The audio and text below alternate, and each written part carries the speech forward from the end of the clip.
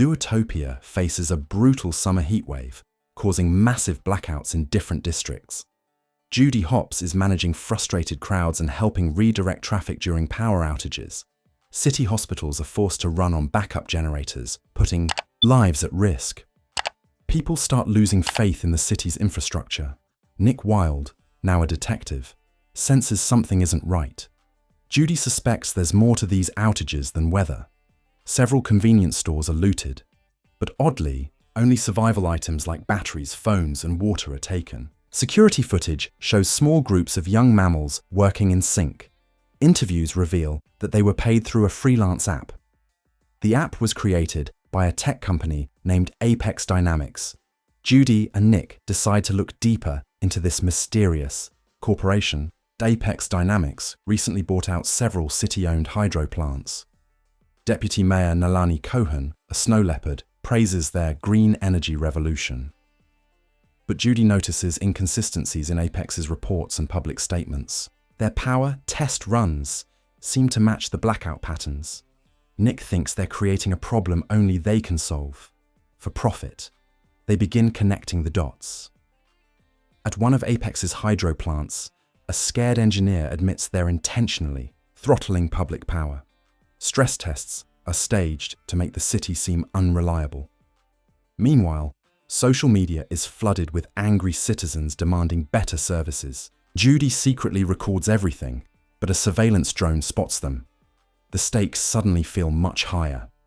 The next day, viral leaks expose conversations between Apex and the mayor's office. Some are real, others fake, designed to confuse the public. Hashtags like #HumZetPowerFail and #HumSellTheGrid trend across the city. Protesters demand Apex take over full power control. Judy realizes public opinion is being manipulated. Someone is engineering both panic and demand. Chief Bogo puts Judy and Nick on temporary leave due to breach of protocol. They suspect internal sabotage and go underground. Clawhauser gives them quiet access to ZPD databases. With help from tech analyst Mona, they trace digital signals to a subway hub. Judy, Nick, and Mona head down, suspecting it's a control center. Inside the abandoned station, they find racks of illegal batteries wired to public lines. Holograms guard the room with fake security officers. The team finds blackout schedules, already planned out for the week. Suddenly, sprinklers activate and water floods the place, threatening electrocution. They narrowly escape as sparks fly.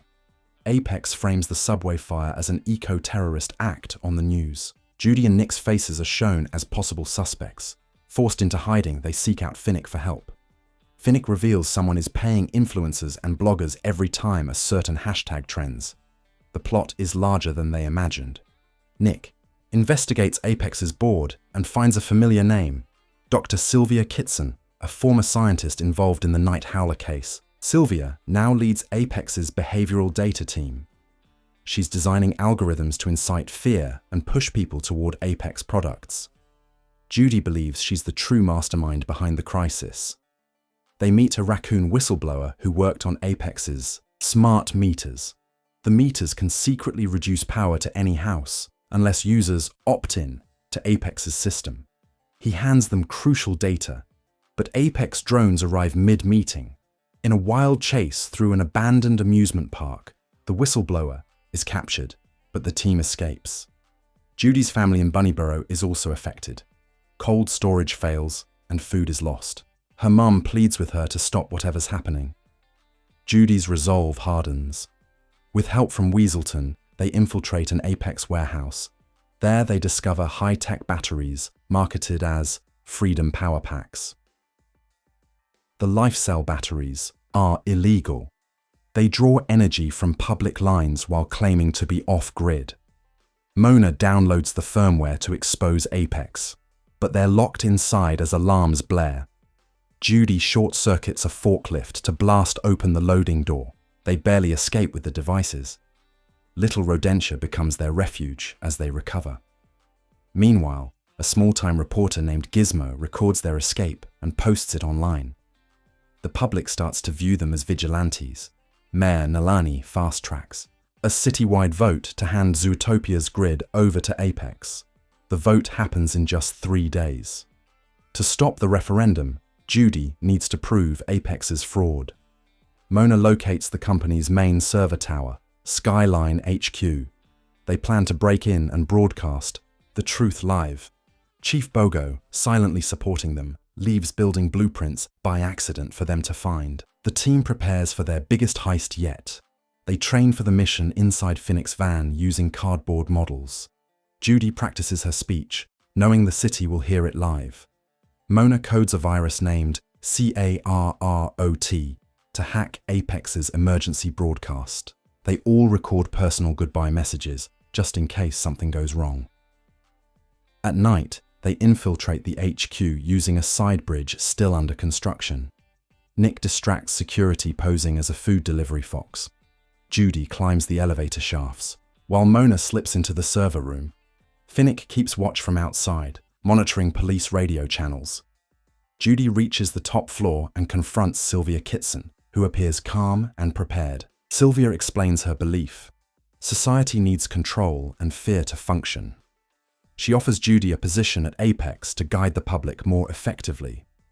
Judy declines and warns her, Zootopia doesn't run on fear. Security is called. Nick tosses Judy a carrot-shaped flashbang. They blind the guards and Mona activates CARROT. The data upload begins, showing fraud, bribery, sabotage, and manipulated voting trends. Screens across the city flash with proof. People watch in shock. Every billboard, TV, and phone screen shows Sylvia's recorded conversations and blackout plans. The public is outraged. Nalani is forced to resign. Apex stocks crash instantly. Protesters now chant "Power belongs to all." Judy and Nick's names trend worldwide as heroes. But Sylvia has one final move. She launches a full shutdown of the city's remaining power.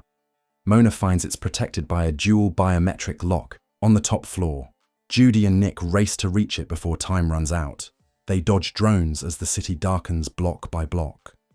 The lock needs one predator and one prey paw print to unlock, Sylvia's final symbol of forced unity. Nick and Judy place their paws together and pass. Inside, they're met by a final obstacle, a robotic rhino guard. Judy distracts it while Nick disables its core wiring. The room shakes from failing generators. They reach a large red lever. Pulling it up halts the blackout cascade.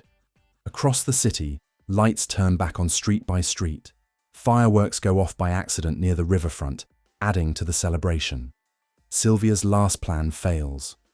Bogo and the ZPD arrive, arresting Sylvia's guards and taking control of the building. Sylvia disappears into the shadows, untraceable. Judy and Nick are reinstated as officers. Mona receives a special commendation for bravery in digital warfare.